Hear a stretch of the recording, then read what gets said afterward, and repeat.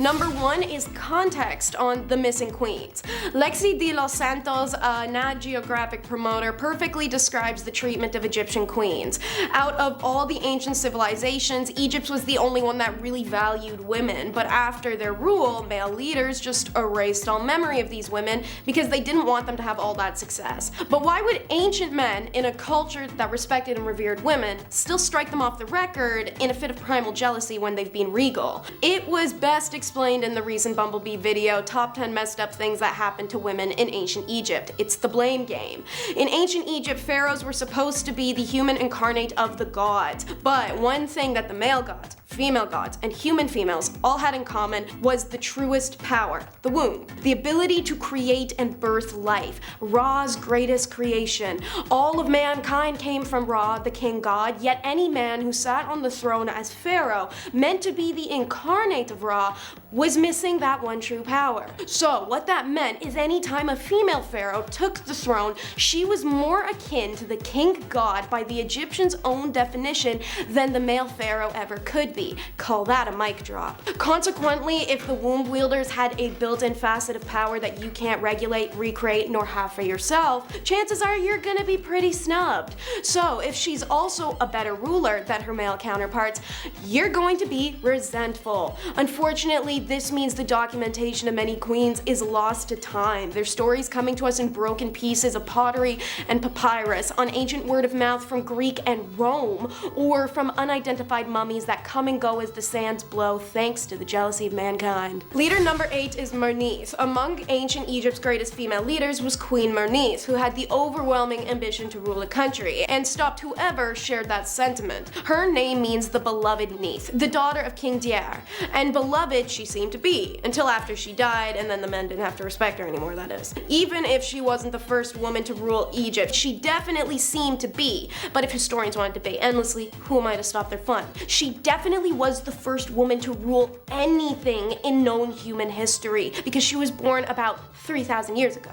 Merneith stepped in as regent after her husband's death, as their son Den was too young to rule at the time. Karakuni, an Egyptologist, said that these women were often used as protectors. Men would put women in high positions to keep young male leaders safe and give them time to mature. When a man was ready to take over as pharaoh, the woman in charge would step down.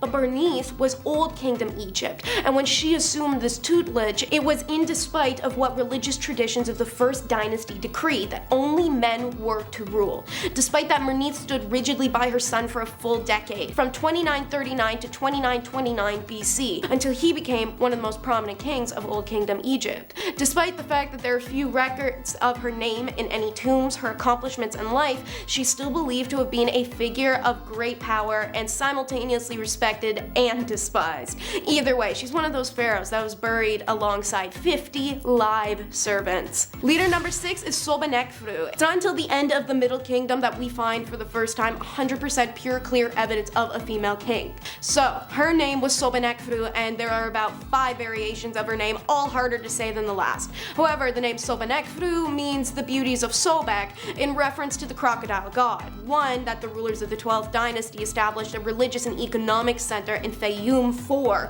where crocodiles were nurtured and worshipped. Queen Sobekneferu rose to power after the death of her brother/husband Amenemhat IV, which made her the 8th ruler of Egypt's 12th dynasty, and she went on to rule for nearly 4 years. That was a lot of numbers in one sentence, so I hope you're keeping up. Though missing her head in many, the queen statues found in Fayum show that she appeared to combine masculine and feminine aspects of regal dress, similar to many other female rulers of Egypt. She is the last ruler prior to the New Kingdom to appear in the offering list found at Abydos and Saqqara, which does suggest some kind of posthumous verdict that separates her from the kings who followed her with equally short reigns. How Sobekneferu died or where she was buried remains a mystery. Some have suggested that her burial might be in one of the pyramids at Masgana, but this is very unlikely, as is Amenemhat's labyrinth or Herculapolis, both of which she contributed to. Thus, one of the most powerful women of the early world history remains a mystery. Leader number 4 is Amos. Amos was the principal wife of Pharaoh Thutmose I in the 18th dynasty and the mother of Hatshepsut, who went on to become one of Egypt's greatest pharaohs. She had many titles: King's Great great wife, king's sister, hereditary princess, great of praises, and mistress of the two lands. However, it appears she is a rare occurrence of a primary wife not being of royal blood, which would explain why her probable son,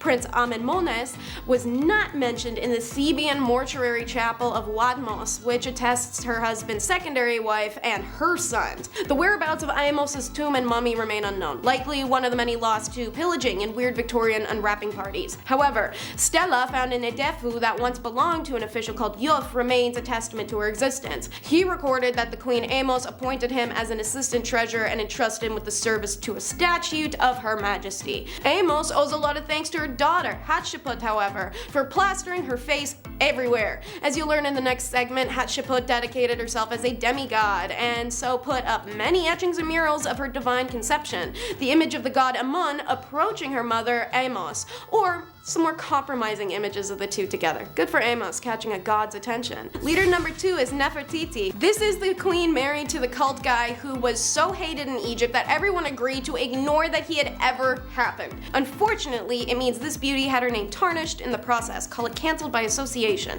That's why Taylor Swift broke up with the problematic singer guy Matty. I think the name alone is worth the breakup. Why are you in your mid-30s but still going by Matty?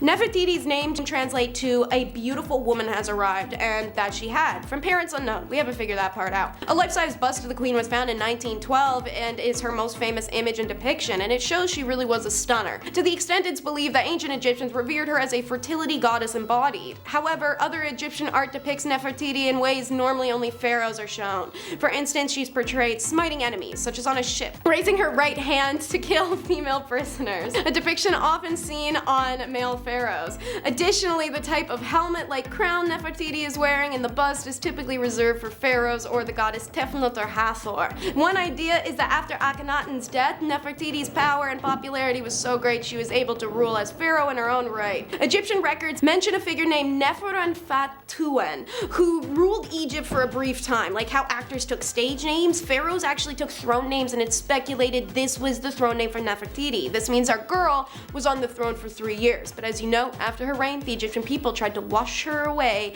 to the best of their abilities. Tutankhamun undid Akhenaten's religious reform, Amarna became abandoned, and images of Akhenaten and Nefertiti are destroyed. Queen number 9 is the Heartless Hag, aka Catherine de Medici. Maybe calling her a hag is harsh, but heartless is a title she earned. Listen girl, while it's no news to the world that Henry II of France had a lifelong affair with his mistress Diane de Poitiers, as he loved her more than he could ever love Catherine, we got sympathy for the woman. She's put in an arranged marriage, she actually loves him, but he never loves her and always makes her secondary to the woman he does love, despite her not having enough authority, but she kinda does, but she definitely doesn't. It's a messy situation that makes any slighted woman into an emotionally numb and void machine. Now, does that excuse Henry being on his deathbed, begging and begging Catherine to just open the bedroom door and let his mistress Diane in so he can see her one last time before he dies? I don't know. Kinda. Maybe. Maybe I'm vindictive. I don't know. Catherine really did do that, by the way. She barricaded herself into Henry's room while he died, while Diane tried over and over to get in to see Henry as he, bedlocked and slowly suffering, pleaded to see her in return. But Catherine never folded. However, that wasn't what made her a terrible queen. She proved herself as one of the worst queens in history when she ordered her daughter's romantic interest to be killed in front of her. Catherine took out her own suffering and pushed it onto her daughter, the way many mothers of the world, both past and present, abscond their suffering onto their daughters. She could have broken the cycle, but instead she wanted her daughter to feel the pain and lovelessness that she had. Catherine would fight over her married daughter's adulteries and affairs, as she too had been forced into an unhappy arranged marriage. It said that Catherine's screams could be heard echoing throughout the palace. During one instance, when the queen mother found out about her daughter's new romantic interest, she locked her up in the castle and nobody saw her again. Queen number 7 is Angry Irene, the first and only of Byzantine empresses. Irene of Athens ruled between 797 to 802 CE, and she went from empress consort to empress regent to finally being the sole empress before being deposed after a reign of just 5 years, only for her son Emperor Constantine to be an unpopular and crappy emperor following her. The mother-son duo was indeed a Greek tragedy. Irene and her son had signed a document decreeing that icon veneration was not the same as worship and thus restored it to their empire, and the relations between the Church of Constantinople and the Church of Rome. The empress was an ambitious woman and wanted full control of the Byzantine Empire. This then led to the late Leo IV's half-brothers staging another coup to overthrow Irene. When their plot's discovered, they're forced to be ordained as priests by Irene for punishment. You can tell she had a sense of humor. With the help of some political allies, Irene led a conspiracy against her own son after their relationship went to crap thanks to her forcing him to marry a woman he hated, and her refusing to stop co-ruling once he was old enough to rule alone. The conflict between Constantine and his mother culminated in 797, wherein Irene hatched a conspiracy to take the throne for herself. In 786, the public had turned against Constantine after he decided to divorce said wife and marry the mistress, so Irene successfully arrested her son and brought him to the imperial palace, where she stood over him as he was restrained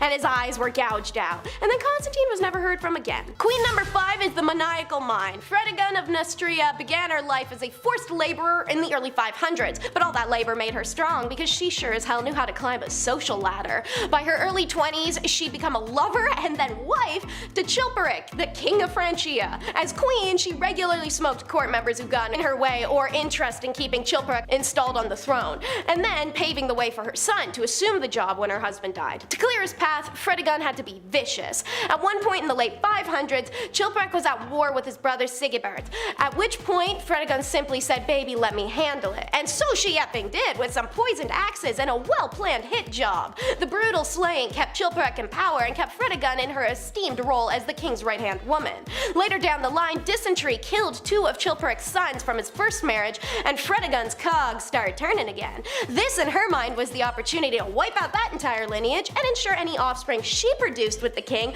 would be the heir. So she sent another one of those sons to literally live in the disease outbreak area. Then she put together a plot to kill another one of his sons who'd already happened to be plotting against Chilperic, so it worked out. In the end, Chilperic himself was killed, and it's not entirely clear if Fredegund was the one who set that in motion. Chilperic's other brother assumed the throne and had Fredegund sent off to the countryside to live out her life in anonymity. She didn't make it out there very long though. Soon she overthrew him and set up a new government ruled, aka she was co-regent and essentially ruler herself, by her infant son Clothar II. While he grew up, Fredegund reigned as regent and continued to prove her cunning. Queen number 3 is the Lady Emperor. She left an undeniable mark in history, seeing as Wu Zetian, also known as Wu Zhao, is the only female emperor in Chinese history. From 665 to 705, she started as an empress consort and upgraded over time to the Empress Dowager, establishing the Wu Zhou dynasty. Wu's rise to power is thanks to her strategic maneuvers and political alliances. She initially gained Emperor Gaozong's favor in lieu of her romantic rival,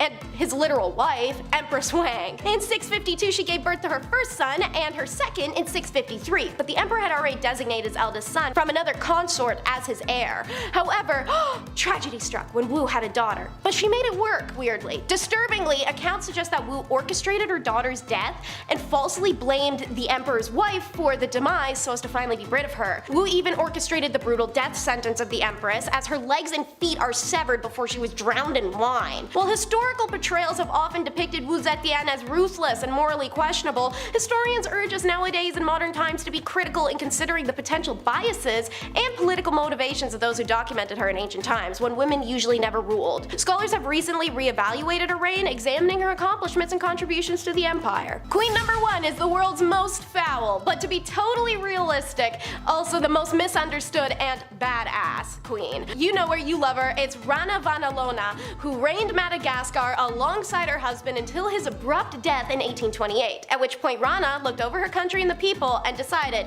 it's time for a remodel. Knowing it was unheard of in her time for a female to lead, Rana started off strong by annihilating any potential enemies for the next 3 or 4 weeks after announcing her sole rule. She killed hundreds, and it seems like it was a pretty efficient use of time, seeing as she went on to reign 33 years undisturbed. At that time, the isolated island stopped trading with African people in the West and rolled back its agreements with European nations and other world powers. By isolating Madagascar nearly completely, she was also able to have her way with its poorest citizens, exploiting the island's long-standing practice called Fanompoyana, in which poor Malagasy people or criminals perform manual labor to settle unpaid debts and taxes. The results were brutal for these people, with many dying from hunger and awful living conditions. Then, in the 1850s, she specifically banned Christianity from being practiced in her homeland to preserve the cultural values and deter colonization on the island. Many protested, but she didn't care for their dissent, and those who didn't hold their tongue lost it, or even faced trial by ordeal, her preferred method of judge and jury.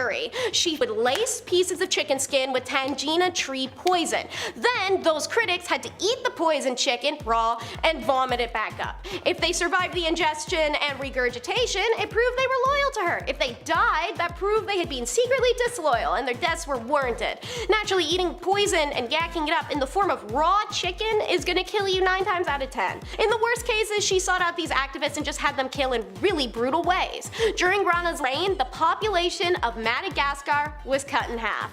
When she died peacefully in 1861, her son Radama II took over, and he was a little more chill. Queen number 10 is Maria of Romania, otherwise known as Missy, the nickname she earned to match her spunk and vitality. With her father always away, her Duchess mother reigned the household, and Marie learned a lot from the independent girl boss of a mother, even though the Duchess believed that the apple had fallen miles from her tree. AKA, she saw her kids were kinda dumb, but this is because Missy, in namesake of this video, loved to be spoiled. Attending her mother's countless parties, she loved to be in the spotlight. She'd even ride her white horse through the center of them. When it wasn't a party, it was a theater or gown shopping. Missy loved material things and entertainment. It all came to a crashing end, however, when the family moved to Coburg, Germany, and her mother hired an authoritarian German governess who felt the royal youngsters were far too spoiled. She replaced their soft beds with cots, put them on a seriously strict lesson plan, and traded their beautiful silk dresses with rough cotton ones. However, this seemed to do well for our girl Missy because she became a cross-blend between a spoiled socialite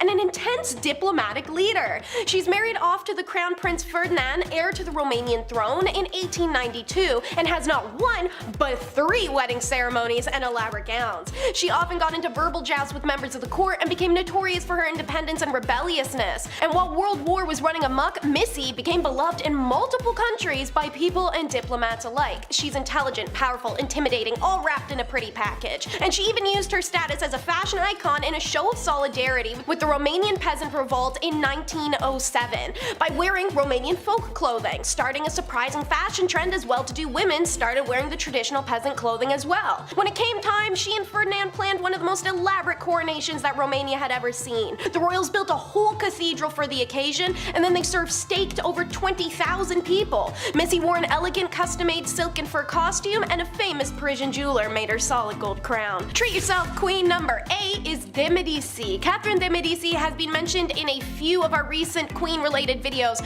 for her evil, disturbing, and cruel behavior. Maybe take a second to check out those videos too if you're a fan of ghastly queen drama, and subscribe to the Hive while you're at it. But aside from being a heinous B-word, this queen also happens to be a pretentious, spoiled nightmare. During her time playing a personal Game of Thrones, she collected an impressive list of titles reflecting her horrid reputation. Madame la Serpente, Maggot from Italy's tomb, the Black Queen. She had been married to the heir of France's throne, Henry II, in 1533 in a ludicrously extravagant affair. The French and Italians exchanged expensive gifts, ate exotic foods, and partied late into the night. Henry even spent the evening showing off to his new bride. However, his mistress, Diane de Poitiers, held his heart. Catherine hated Diane. However, when she came to France, Catherine witnessed for the first time the power a beautiful woman could wield on a man in courts. Thanks to Diane and Henry's relationship, which she would watch through holes she drilled in the floor and their walls. Not kidding. Anyways, Catherine, ever the tactician, gained a reputation for surrounding herself with France's most beautiful and desired women, dubbed the Flying Squadron. These 80 or so women were her spies, who she'd send into enemies' beds, political meetings, and out into the streets of France to collect her tidbits of information she could use. However, as a patron of the Italian Renaissance, Medici truly spoiled herself in collecting more than just pretty women. The woman's gallery was seemingly endless. She hosted painters and sculptors of the world in her home and procured some of the world's most desirable pieces, which alongside her wealth, she left to Florence, Italy when she died. Treat yourself. Queen number 6 is Cleopatra. Come on! Once again, this girl had to come up. You had to know. Cleopatra is one of the most famous rulers of the ancient world, renowned for her cunningness, beauty, and materialism. She grew up amidst unsurpassed luxury and inherited a kingdom that was in decline, but it didn't stay that way. Cleo was a mastermind who managed to flip the board and turn Egypt into a literal cash cow before she lost it to Octavian. Like de Medici, Cleo, however, was big on collecting items. She cultivated Egypt long before she ruled there, and their identity identity and product was her most favored from anywhere in the world. She spent her childhood practicing dramatic entrances into rooms and sewing elaborate costumes to depict herself as the goddess Isis, who she came to genuinely believe herself to be. Mark Antony famously emptied the libraries of Pergamum just to give her 200,000 manuscripts, knowing she loved a good book. And who can forget he allegedly gave her 3 gold and jewel encrusted eggs, each more valuable than the last. And then there's the famous story of the pearls, how she had the most elaborate and expensive pearl in all of the lands, and during a bet with Mark dissolved it in wine and drank it to show her grandeur. Call that a power move. How wealthy was she that she could just drink down a fortune like that?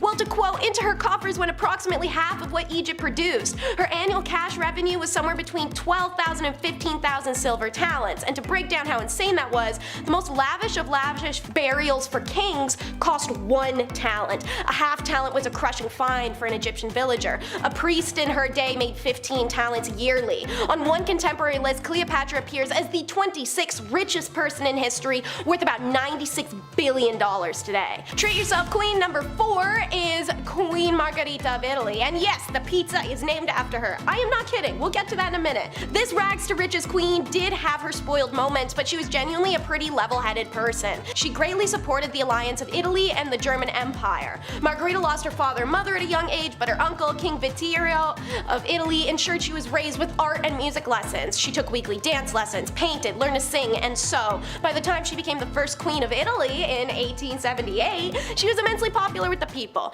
Margherita was active in cultural organizations, promoting the arts, working with Red Cross, and she's eventually even accredited with introducing chamber music to Italy, which if you've ever been in an Italian grandpa's car is their absolute jam. Icing on the cake, she was a trendsetter, earning the title of the first fashion icon of Italy. And this theatrical elegance and diverse style taste left nobles and commoners alike in awe. After the killing of her husband in 1900, Queen Margherita devoted herself to the role of Queen Mother and assisted her son King Vittorio Emanuele III in ruling Italy. She always ensured the kingdom rolled in enough cash to meet her lavish expectations, however, which is why she's not smeared the way that some queens are for spoiled legacies. Treat yourself queen number 2 is Caroline of Naples and Sicily. So Marie Caroline is the sister to Marie Antoinette, who definitely had the one-up on the last name game, despite sharing the first name. It doesn't matter though, because Caroline got to keep her head, so who's the real winner here? Anywho, the 2 girls were sick as thieves in their childhood, meaning they had the same ditzy, lavish upbringing despite a strict education that Caroline underwent. When it came time for her to leave behind her soft gowns and idyllic countrysides and gilded rooms for the marriage she didn't want, Caroline threw tantrum after tantrum. Then, when she gets there, poor girl learns that she was the only one in her marriage prepared for the throne. Her new husband, Ferdinando, had grown up hunting, playing pranks, and just filling his gut. Dude's a simpleton at best, and it's a good thing she and her mama wrote it into the marriage contract that after she popped out her first kid, she would automatically get a voice in Council of State. This is why Caroline was seen as spoiled. Not her riches, which trust me, girl had plenty, rather she was smart enough to have her roles legally written and guaranteed. By the men of the court, she was seen as pompous. While the king is fishing and hunting, she becomes the de facto decision maker, so by the 1770s, the Kingdom of Naples had developed a homegrown version of French Enlightenment, a nest of progressive social thought, literature, and arts, etc., with most of it supported by the queen. The only powerful female emperor in the history of China has got to make you extremely ruthless, simply because you are a target and you would have needed to work to get to where you are. And you know what? Wu Zetian, who ruled during China's Tang Dynasty, was quite ruthless. She took her position of power by force, and she slayed many people in order to do so. But she didn't stop there. She committed more acts of slaying throughout her rule as well. And I don't mean like slay queen, although that does really work for this list, but no, she slayed people. And we don't support that kind of criminal behavior, even if you are above the law. To make matters worse though, it is reported that even her mother and grandchildren fell onto that list of victims, all because they were against her. Truly a ruthless queen. Number 7. Rana Vallona. I honestly didn't know Madagascar had queens or kings. That's not because it doesn't make sense, I'm just dumb. Thanks to me being a young child, I thought the only royalty Madagascar had was King Julian, you know, like the lemur.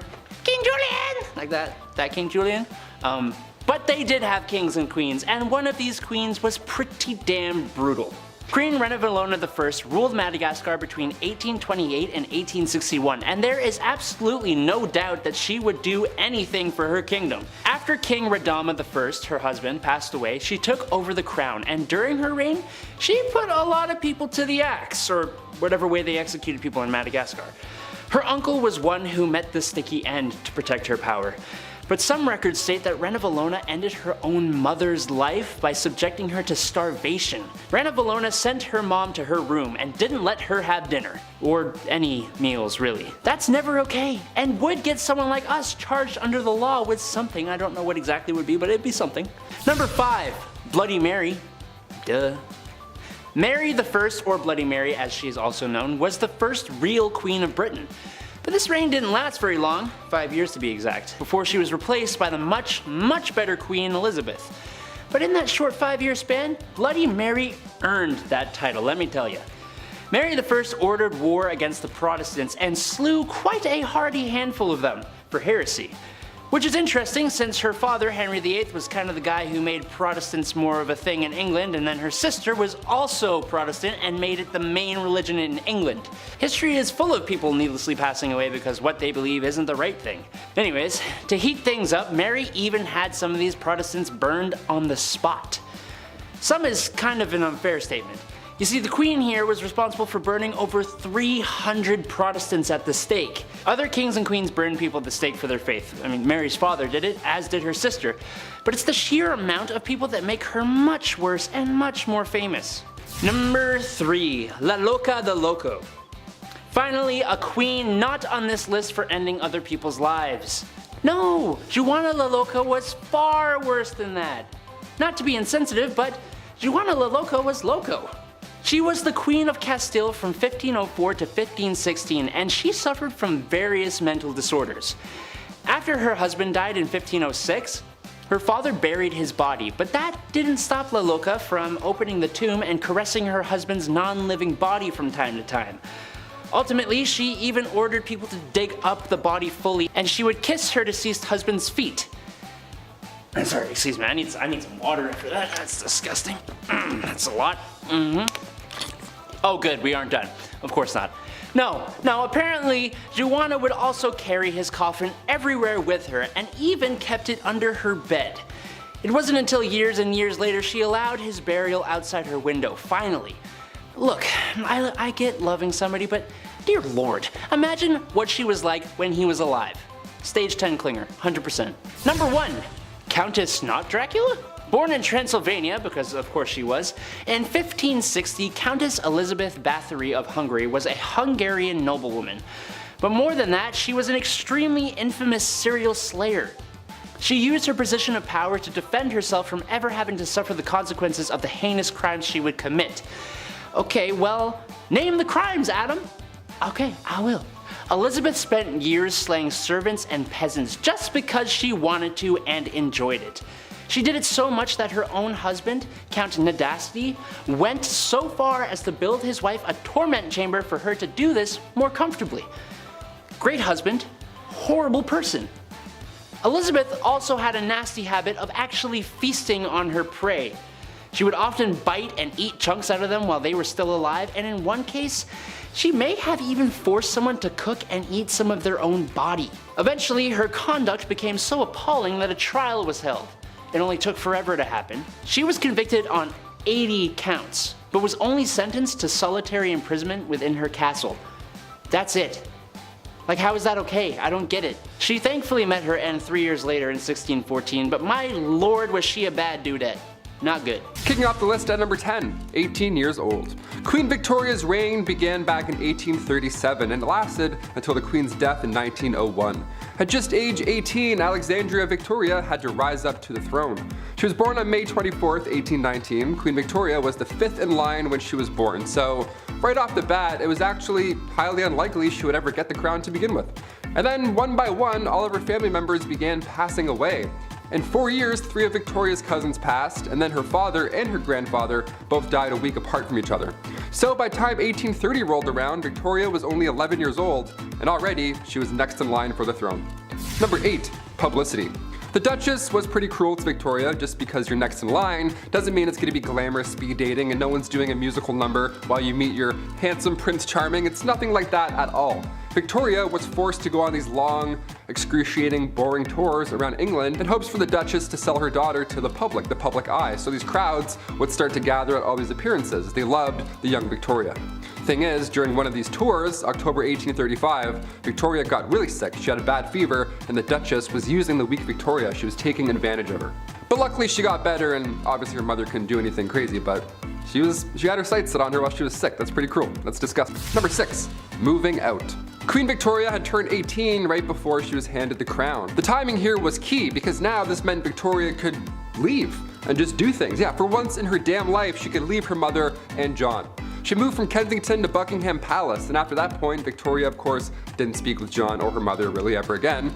It was just a couple years into Victoria's reign where John's influence started to get limited. He ended up resigning, and then he moved to Italy, and then when she was crowned a year later at Westminster Abbey, Queen Victoria wrote in her diary, "I shall remember this day as the proudest of my life." Queen Victoria was the first royal family member to live at Buckingham Palace.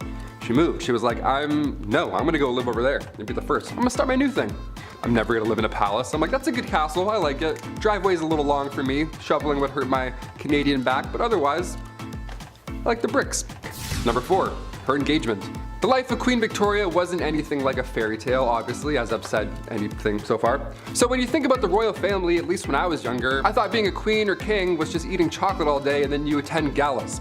Yeah, you just eat yummy foods, wear a crown, look cute, and then go to the ball. No, not quite. That's not really how it's like at all. Victoria had to do everything herself. She even had to propose to Prince Albert. It's royal tradition that nobody shall propose to a reigning monarch, so in October 1839, Victoria had to ask Albert for his hand in marriage. It all started when the pair were 17 years old. Victoria met the young prince, of course, at Kensington Palace. They were put together because Victoria's uncle felt like this could be beneficial down the road. They were first cousins, now they're getting married, which sounds bizarre, but as you've seen on this channel before, with royalty and stuff, it's quite common. Number 2, attacks.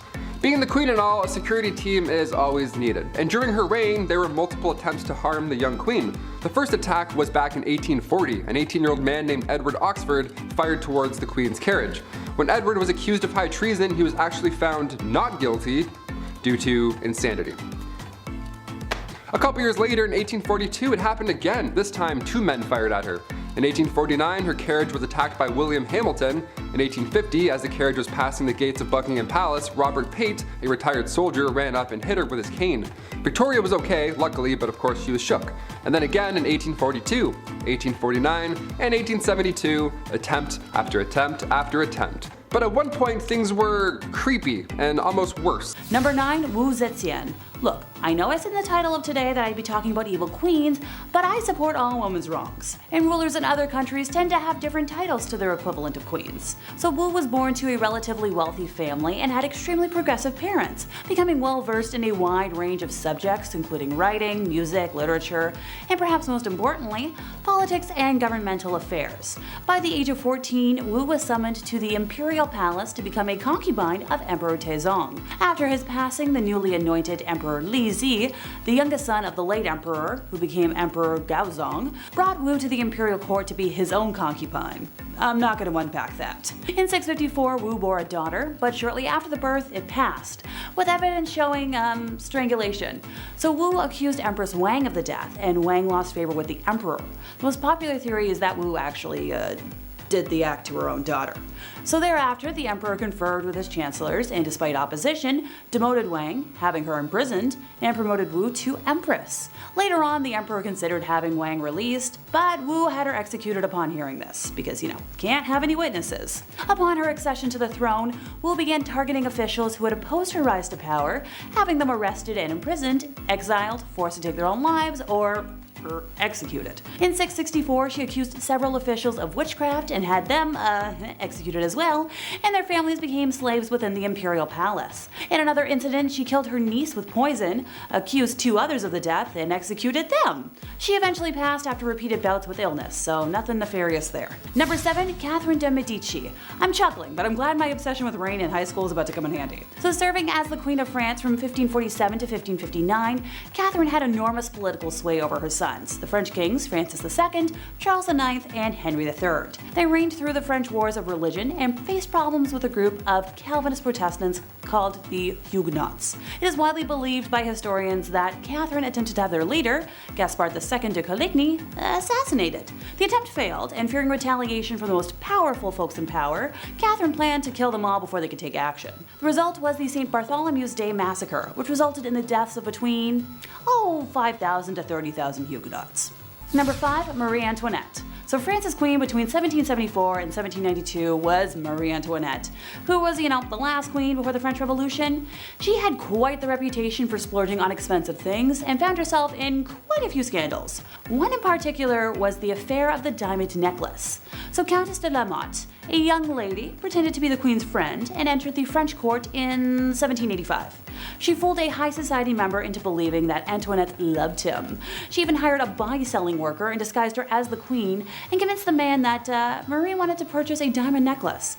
The jewelry cost around 1,600,000 livres then, which is almost $12 million today. The money was never paid, and the queen had no clue about what had taken place. But even though she was innocent, the public still despised her. Granted, she's mostly known for her infamous dialogue. When French subjects could not afford bread, she said, "Let them eat cake," which fueled the French Revolution and ultimately led to her, Number 3, Maria Eleonora of Brandenburg.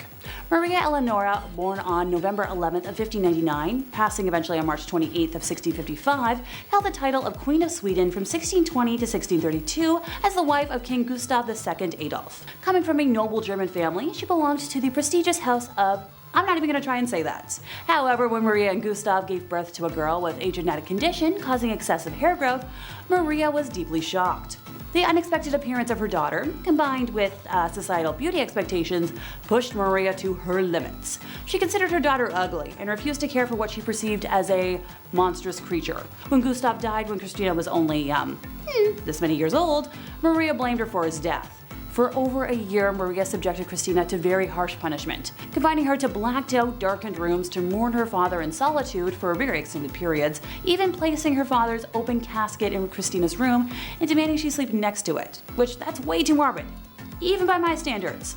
Maria's mental state deteriorated, eventually leading to Christina's removal from her custody. So thank goodness for Christina. Store her jewelry collection. Number 1, Agrippina the Younger. So Julia Agrippina, also referred to as Agrippina the Younger, was a Roman empress from 49 to 54 AD, the fourth wife and niece of Emperor Claudius and the mother of Nero. After the death of her first husband, Agrippina tried to make shameless advances to the future emperor Galba, who showed no interest in her and was devoted to his wife. On one occasion, Galba's mother-in-law gave Agrippina a public reprimand and a slap in the face before a whole bevy of married women. She was one of the most prominent women in the Julio-Claudian dynasty, functioning as a behind-the-scenes advisor in the affairs of the Roman state via, the powerful political ties. She maneuvered her son Nero into the line of succession, and Claudius became aware of her plotting, but died in 54, and it was rumored that Agrippina poisoned him. She exerted a commanding influence in the early years of Nero's reign, but in 59 she was killed. Both ancient and modern sources describe Agrippina's personality as ruthless, ambitious, violent, and domineering.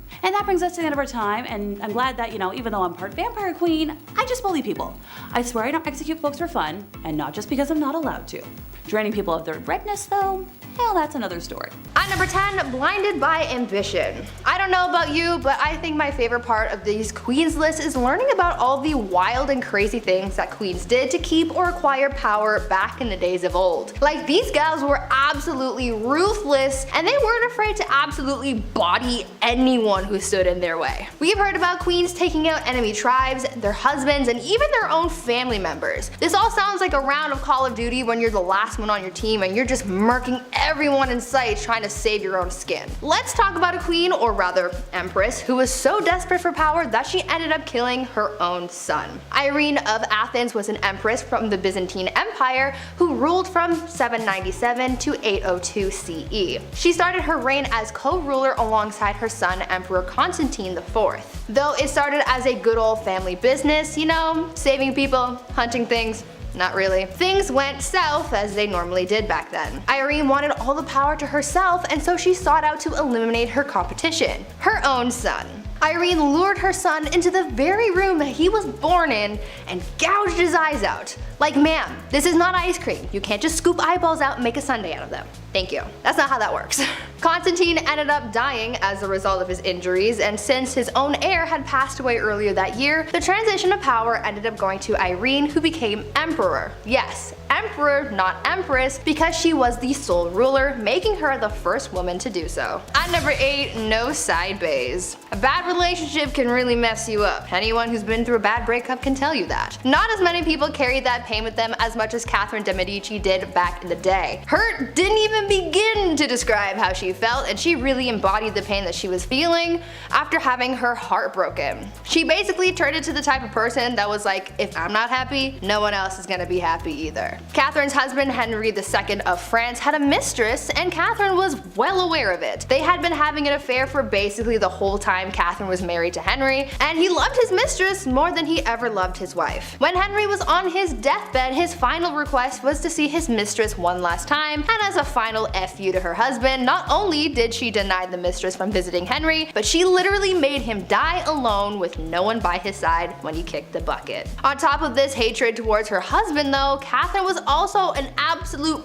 B-word to her daughter as well. Catherine would fight her daughter over her romantic affairs. I guess she didn't want her daughter to be like her father. Either way, Catherine got so mad about one of her daughter's affairs that when she found out about her lover, she locked her daughter away in a castle and never saw her again. Talk about a serious grudge. At number 6, apple of his eye. I feel like this queen I'm about to tell you about needs to have her own movie made about her or something, because the things she did for power were almost unbelievable. I would say that I would want to be her when I grow up, but she's kind of responsible for the deaths of a lot of people, and that's not really something I'm striving for, you know? But she did have a lot of determination. I will give her that. Isabella was married to King Edward II of England, and though she was quite the catch, Isabella wasn't really all that jazzed about him. She was like, meh, I guess I'll be your wife, even though back then she really wouldn't have a choice in the matter anyway. Anyways, after 10 years of marriage and the birth of an heir, things seemed to be relatively okay between the king and queen. That is until the king started getting all buddy-buddy with his friend Hugh Despenser, who was a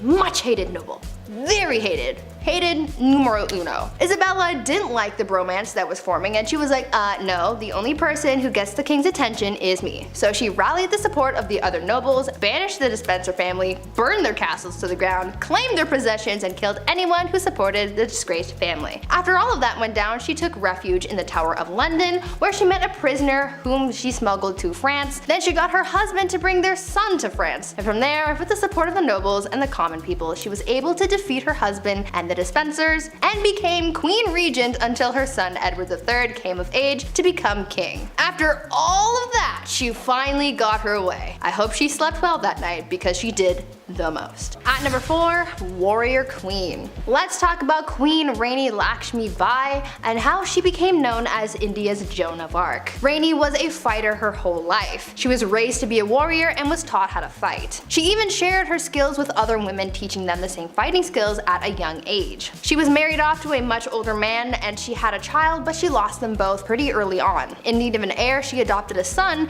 and served as Queen Regent, but soon a growing conflict started, causing a lot of tension between the British East Indian Company and her people. The young queen, at just 22 years old, wanted to drive British forces out of her land, and so she organized a revolt that turned bloody very quickly. She ordered the execution of literally every British person in the region. So Bobby from down the street, dead. Mary from around the block, goner. Freddie and Harriet, the kids of that guy that you know who bought shoes off your brother, bye bye. Gone. Rani killed every man, woman, and child in the area, but it still wasn't enough to win against the British. The queen died on the battlefield, and the British ended up winning the battle, and the kingdom fell to the enemy forces. This queen was one of the bravest and most determined women in history, and she's still remembered as a hero. At number 2, toxic cosmetics. The price of beauty is pretty steep. These days, people spend hundreds and hundreds of dollars on makeup to make themselves feel beautiful, but back in the day, makeup not only cost a pretty penny, but it also caused some serious health concerns. Cosmetics were made of a lot of questionable ingredients that you probably wouldn't find in today's products, but for people like Queen Elizabeth I, she didn't care what she was putting on her skin, so long as she not only looked like a snack, but the whole damn meal. Yeah. Elizabeth had pitting in her skin from when she contracted smallpox at the age of 29, and back then, having blemished skin was a sign that God was a little cheesed with you, or that you were having some wild thoughts like thinking about the sexy time uwu. It was thought that these thoughts bubbled up from your no-no square up to your face and showed everyone that you were sinning. Anyways, to cover up the blemishes, Elizabeth wore a lot of makeup, like her version of foundation, but the ingredients were really just making things worse and not better. The foundation was made with a tincture of white lead ore, vinegar, and sometimes arsenic, hydroxide, and carbonate. To add some color back to her face after applying this pasty white mask, she'd powdered cinnabar to her lips and cheeks, but this was pretty dangerous because it contained mercury. She did this every day, and as you can imagine, it wasn't good for her health at all. Imagine absorbing all of those chemicals through your face on a daily basis. Not cute. Number 9. Queen Victoria. Oh blighty. Man, it must be nice to have a whole era in history named after you. Maybe I'll get one day. The cheddar time. I don't know. Big Ched? We'll see what happens. Queen Victoria had some strange quirks about her. One that I can almost get behind, but not quite, is her niche for eating fast. Maybe too fast. I'm a guy who likes to make things simple, easy meals. The faster I can slip into a couch with an ice cold beer and a movie, I'm a happy guy. Or enjoy said food with the movie. Queen Victoria liked her meals to last no longer than 30 minutes. That means while you're on the appetizer, she's on the main course. And while you're on the main course, she's ordering coffee. Look, I respect the hustle. I get that. But maybe this is too much. That being said, are you going to be the one who brings it up to Her Royal Majesty? Listen, if you want to see tomorrow's 5-minute brunch, you better keep it to yourself. Number 7. Queen Isabella of Spain. Queen Isabella is known for a few things. A lot of stuff YouTube probably doesn't want me to talk about. Insert religious persecution here. However, I think she should be remembered for something else. Something rather strange. When I was a kid, I would run around outside for hours, oftentimes ending up in the mud. My mother would always say, "It's time to hose you down, son." And she wasn't wrong, because I probably needed a good hose down. Now, regardless of how much dirt was behind my ears, I didn't want to wash. I was this big stupid kid. Can you blame me? I was proud of the scruff, but that's because I was going to have another wash most likely within the next 12 hours. I always got hosed down at some point. Queen Isabella, however, boasted to others that she only bathed twice in her life. Sweet Lord Mary Mother of God woman, that is not something to boast about. Due to some water access issues, the Catholic Church was like, baths? Who needs them? You know what? Baths are sinful anyway. Being so close to God, so she doesn't bathe.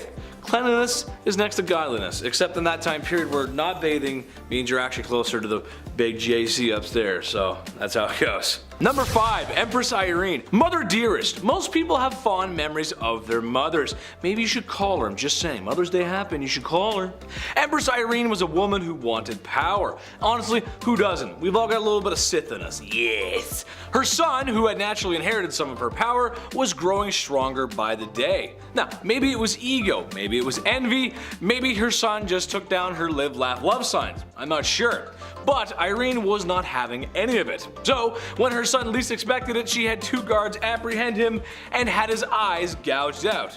Now, being that this was before 2022, this was a critical medical injury, and after 9 days of grueling pain, and when I'm sure it was a lot of blind confusion, the injury proved to be fatal. So, what's the lesson here? Blood is not as thick as water? I don't really know, it's just messed up. Number 3, Carlotta of Mexico. This is a new one for me, but an interesting story nonetheless. Basically, France wanted a piece of Mexico, and I mean, come on, who doesn't? It's gorgeous. Carlotta was a Belgian princess who kind of just married into the royal family and got plopped down in some chaos in Mexico. There was a war, enough political strife to make anyone involved in the Watergate scandal start to look for documents. It was messy, it wasn't a good time. It got so bad that she had to go back to Europe and basically made the call that all university students have to make after Frosh Week. Hey mom, dad, listen, yeah, I'm great. Do you think maybe you could send me some money? Yeah, I need some help. Except her phone call wasn't like that. Her phone call was more like, hey, European nobility, can you come please save my husband because he's about to get de-lifed and like stabilize the country? Thanks. Spoiled princess calling. Hi. It didn't work out in the end. He got de-lifed, she went back home, and well, she went a little crazy. Number 1, Queen Mary. Henry VIII was a big bad dude who wanted it his way. He wasn't the Burger King, although by looking at him you could tell he was packing a few of those bad boys away too. No, he was the King of England and he had many wives and was spoiled himself. So, do you think his children grew up humble and wise? Nay, kind sir and madam. Queen Mary took the throne a few years later and wasn't happy with the Protestants. Ugh, too many, she said to herself. Well, if you've heard us talk about her before, she'll probably come up again time and time. Kicking off the list at number 10, the Empress of Austria. The saying wrong place at the wrong time couldn't be used more in this case. Empress Elizabeth of Austria, she was sadly taken out by somebody who just wanted to attack a royal. He didn't have anything against Elizabeth per se, this man was an Italian anarchist named Luigi Lucchini, and that fateful day, September 10th, 1898, he took the Empress's life. In his own admission, Luigi stated that he had nothing against the Empress on a personal level at all. So what had happened was he intended on taking the life of the Duke of Orleans, but when Luigi arrived a little too late in Geneva, the opportunity to do so had passed. He looked at a local newspaper, saw Elizabeth, and found out where she was staying, and he waited for her to leave that hotel. That's how easy it was. People are so creepy. Keep an eye open. If you're a queen, keep your eyes open. This is scary. Number 8, Queen Caroline. In a list of unusual ways that people have died, odds are it's going to get a little gruesome, a little messy. After all, that's why you clicked this video, right? Right? Some ancient queens die natural causes and then history remembers them for their reign. In this case, history remembers Queen Caroline for the way that she died. It was written in an epigram from the 18th century from a poet named Alexander Pope.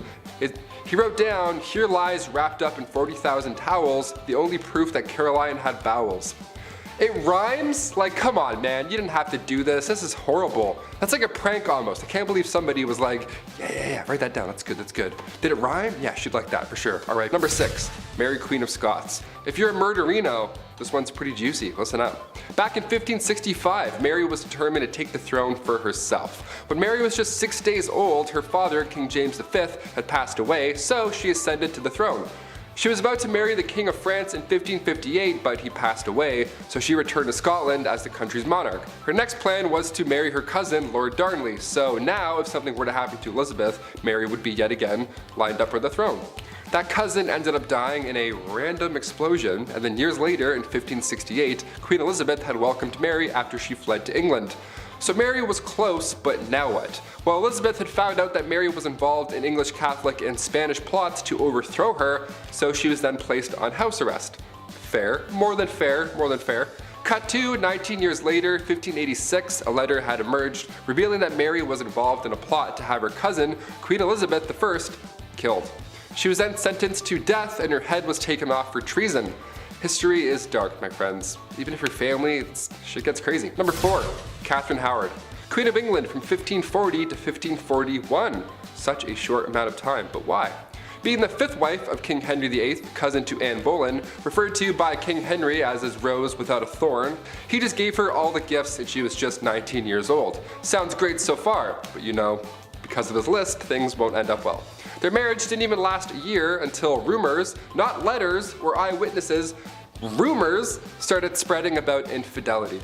There was a small amount of evidence that suggested that she had been romantically involved with somebody beforehand, so a jealous mad king got jealous and mad again. Shocker. You had me at 5th wife, I don't know. She was executed for adultery and treason at the Tower Green on February 13th, 1542. Number 2, Anne of Cleves. Where to even begin here? Okay, this one is sad, man. Anne was right in the middle of Henry's wives. She was married to King Henry for 6 months, and it was seen as quite strategic in a way. Henry's chief minister convinced him to marry one of the sisters of Germany's Duke of Cleves, either Anne or Amelia. So in order to decide, Henry requested that Hans Holbein travel to Cleves to paint a portrait of each sister. This is like the birth of Tinder right now. I'm not joking, this actually happened. This man compared portraits and then chose Anne because every man praiseth her beauty. She was compared to the silver moon. Yeah, try that on a dating site. I praiseth thou beauty, madam. Super swipe. A treaty was signed and a few weeks later Anne arrived to England. Henry was beyond upset because she looked nothing like she did in her portrait. Yep, real life, this is what really happened. He tried to stop the wedding because of this, but it was too late. They had to follow through and they got married on January 6, 1540, and later accepted the divorce because obviously a divorce was in play after what you just heard, and then she lived as the king's sister peacefully until her death in 1557. Of all the ways to be remembered in history, King Henry made this horrible for anybody. Number 9. Bloody Mary, Bloody Mary, Bloody Mary. Sometimes it's just in the name, isn't it? Like Mario, you know that he's an Italian plumber. Or Luigi, you can tell that that's an Italian plumber's brother. And King DDD, King of the DDDs, or something, I don't know. Okay, maybe the names don't always give it away, but Bloody Mary does. Most known for her liberal use of the wooden stake and the whole burning folks alive thing. I wish I could tell you it was for barbecue, but it was actually for some more serious religious persecution and reformation. The Catholic Church was hot, but the witches and heretics burning at the stake were hotter. No cap. Number 7, Empress Irene. Kings, queens, emperors, and empresses. Chances are these folks are related. It's a family thing. E mia familia, you know what I mean? It's how it goes when you're the king, and you need a son to continue the lineage. Even though I would like to argue that if you're gone, you're gone. So who really cares who's taking over? Just my opinion. Speaking of eye gouging, oh wait, I didn't mention that before. I made a segue, but okay, that's alright, bad segue. Well, the topic of discussion here is Empress Irene. Basically, her son was taking too much power for himself. She was losing hers, and yada yada, and his eyes were gouged out from 2 guards ordered by his dear, sweet mother. Can you blame her though? I mean, come on, he was threatening her rule. She worked so hard to get there. The chief was just silent on this one. Chief had no words for that one, guys. No words. Number 5. Tamiris. Honestly, every time I face her in Civilization 6, it just ends badly. I'll spend a few turns building my economy or maybe organizing some troops, and I look back over at her cities and she's already amassed a massive army and is ahead in science. Yeah, I'm not the best Civ 6 player, but sheesh lady, come on, give me a break. This probably has something to do with her real life counterpart. Tamiris was a woman who lost her son to Cyrus the Great. So she said to herself, I don't know what's so great about this Cyrus guy. There's a Trailer Park Boys reference in there somewhere. Just imagine Ricky telling Cyrus off. I don't know, you gotta find it. Basically, after losing her son, she gathered the troops and commenced battle. The almighty Cyrus met his end, which, given how the way women were treated back then, probably didn't go over too well with PR. Yeah, she got her revenge though. Number 3, Grace O'Malley. Avast, landlubbers, ye be looking for Grace O'Malley. Well then ye come to the right place, sir. Thank you, thank you. That is my private impression. I will be here all week. Bad impressions aside, Grace O'Malley wasn't a traditional queen, to be fair, but what she didn't have in regular queen qualities, she did make up for that in being a badass pirate. Nice. This is another one where I'm gonna ask Hollywood for a movie, please. Irish pirate queen? Come on guys, that's just a movie begging to be made. Grace O'Malley was a fierce pirate from the age of 11 and a wise woman who ruled the seas after her father's passing. I don't really have much to say after that, to be honest. I'll just wait for Hollywood to make their move. And maybe you could cast me in there. And I could put on some long red hair and some boots and I could swim and just put the red hair on me right now. I just look so good. Number 1, my mom. My mom, I love her so much. She's the best. But man, sometimes, she's so unfair. I had to do chores when I was a kid, and I had to put down the toilet seat, and worst of all, she made me put the little toothpaste back in the tube when I was done with it. Ugh, I mean, come on, right? Not like she ever did anything for me, like birth me, feed me, raise me, clothe me, and love me unconditionally. And now I gotta make my bed? Oh, this is the worst day ever. I'm sure no other cute boy with blue eyes like me ever had this problem. Ugh. Number 10, moving in. I don't know about you guys, but when I think of Old Blighty, I think of royal prestige.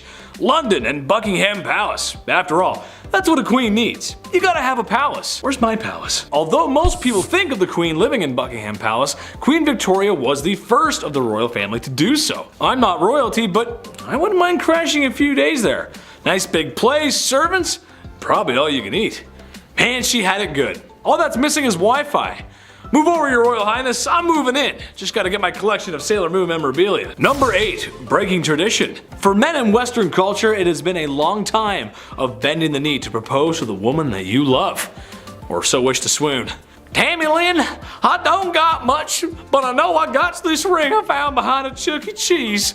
So what I would like to do is I, Jim Bob Billy Abernathy, am asking for your hand in marriage. So romantic. Anyway, bad jokes aside, you'd be wrong in thinking that's how it went for Old Blighty. When the young monarch met her cousin, Albert, the love juices were flowing. She knew she was gonna have to lock him in and propose to him before he could get the chance. They were shortly married soon after, and as stated in her diaries, it seemed that the couple was truly in love, which for royals is kind of rare. Even today, it's usually men who propose to ladies, but all I'm gonna say is, ladies, I'm 300 pounds of twisted steel and sex appeal, and I put the toothpaste lid back on after brushing my teeth, so... Number 6. Oh Christmas tree, oh Christmas tree. I was honestly shooketh when I learned this, but you know that thing a lot of people do around the holiday season where they get a big green tree and they like decorate it because of the holiday called like Christmas? You might have heard of it. Yeah, I've never heard of it either. Bad jokes aside, the Queen and her husband may have popularized the Christmas tradition of decorating the tree after sending trees to local schools and army barracks. An image of the family decorating the tree was also published that Christmas. I wonder if they popularized any other traditions as well, like your aunt drinking too much wine, and that one uncle, no matter how many times he's told, says something at the dinner table that would have him sitting in HR so fast that, well, he'd be sitting in the HR office for saying something like that in public. Everyone's got an uncle like that. Number 4. Short Kings Unite! Even though I'm a semi-charming and moderately handsome internet host, I suffer from an illness a lot of men do. I suffer from shortness. When the Lord was making me, he just put a few extra drops of cute in the mix. And then there was no more room for my legs to grow. I just see life from a little bit down below. Although, I own it, and thank God I don't have little man syndrome. All toxic jokes aside, Queen Victoria may have been a good fit for us short kings, as she was barely 5 feet tall. She's known for being a formidable queen, but when you're that short, it can sometimes be difficult to keep your stature. Somebody take me seriously! Number 2. Here comes the bride. Imagine being so powerful, so mighty, and influential that you'll create 2 Western traditions. Sure, the Christmas tree is great, but I'd argue the white wedding dress is more. She wasn't the first to wear a white wedding dress, but she was the one that made it happen. There's a few reasons why, and the obvious one is flexing that royal coin, but imagine trying to keep pure white clothes clean in the past. My mom makes a mean spaghetti and meatballs, and I have a difficult time keeping those stains off my white t-shirts, which, if you also ask my mom, is a bad color for me. I was a messy kid. That's why other colors at the time made sense. After all, there's no dry cleaning in the 1800s. At least not with modern machines and stain remover. Hey Alexa, can you add stain remover to my list?